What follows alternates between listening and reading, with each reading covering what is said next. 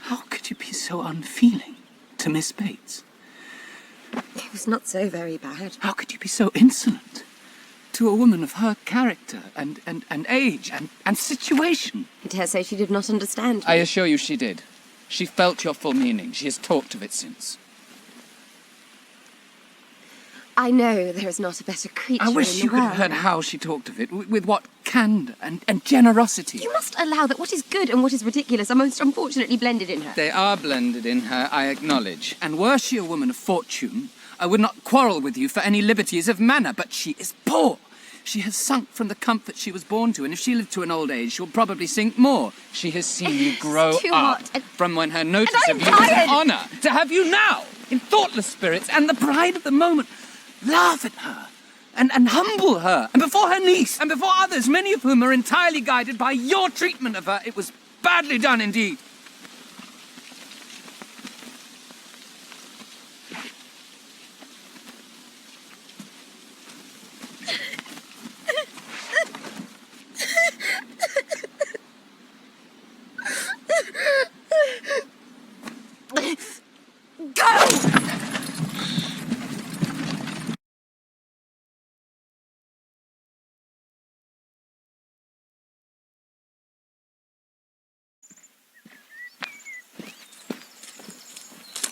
Emma. Have you seen Harriet? I think it's time to leave. Mr. Weston will be calling us back. Emma, I must speak with you. I cannot see you behaving so without speaking my mind. Badly done, Emma. How could you be so unfeeling towards Miss Bates? I did not think it possible. A woman of her age and situation. I couldn't help it. How could I? Nobody could have resisted. It was not so very bad. I dare say she didn't understand. Oh, I assure you she did. She has talked of nothing else since. I wish you could have heard her. How patient you must have been with her all these years when you find her company so tiresome. I'm sorry, of course. She is very good-hearted, everybody knows. But she is also, you must admit, a little bit ridiculous. Yes! And were she prosperous, were she a woman of fortune, I would allow you some liberties. Were she your equal, but she's not. She is poor, Emma. She once lived comfortably, but now the longer she lives, the poorer her situation will be. She should attract your compassion, not your contempt.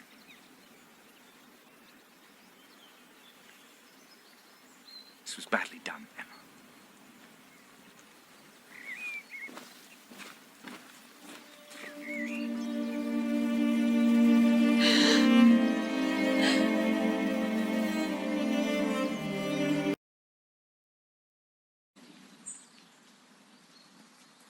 Emma, how could you be so unfeeling to Miss Bates? How could you be so insolent to a woman of her age and situation? I'd not thought it possible. How could I help saying it? I dare say she did not understand me. I assure you she felt your full meaning. She cannot stop mentioning it. I wish you could have heard her honour your forbearance in putting up with her when her society is so irksome. I know there is no better creature in all the world, but you must allow that blended alongside the good there is an equal amount of the ridiculous in her. Were she prosperous, or a woman equal to you in situation, I would not quarrel about any liberties of manner. But she is poor. Even more so than when she was born. And should she live to be an old lady, she will sink further still. Her situation being in every way below you should secure your compassion. Badly done, Emma. Badly done.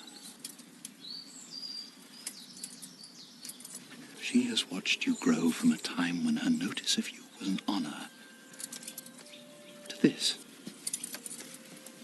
Humbling her and laughing at her in front of people who would be guided by your treatment of her.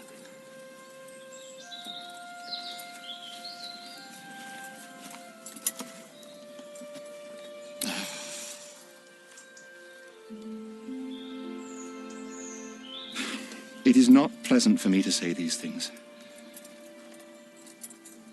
but I must tell you the truth while I can. proving myself your friend by the most faithful counsel. Trusting that sometime you will do my faith in you greater justice than you do it now.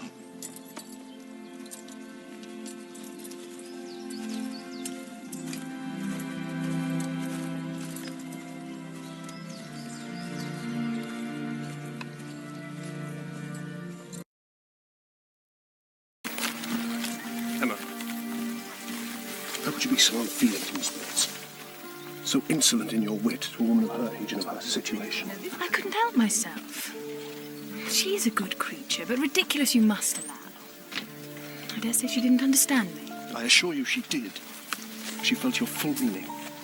She's talked of it since with more candour and generosity than she got from you. When you were a little girl, it was an honour for you to be noticed by Miss Bates. Now it's the other way round. She is poor.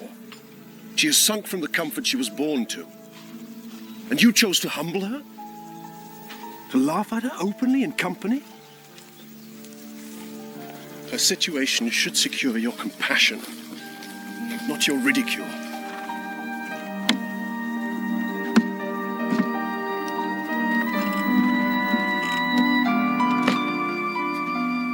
It was badly done, Emma. Badly done indeed.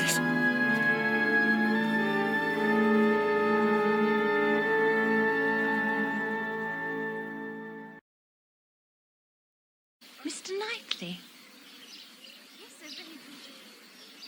You and I have scarcely spoke the whole afternoon. Emma, how could you? What do you mean? Treat poor Miss Bates in such a cruel manner. Oh, Mr. Knightley, I was only jesting. Besides, I do not suppose she fully appreciated my meaning. I can assure you she did, and she was very much hurt by it. Mr. Knightley, she is a dear old creature in many ways, but really you must admit that in her what is good and what is ridiculous are very finely blended. Oh, I admit it. And were her circumstances the same as your own, I should say nothing of it. But think how far this is from being so. She is poor.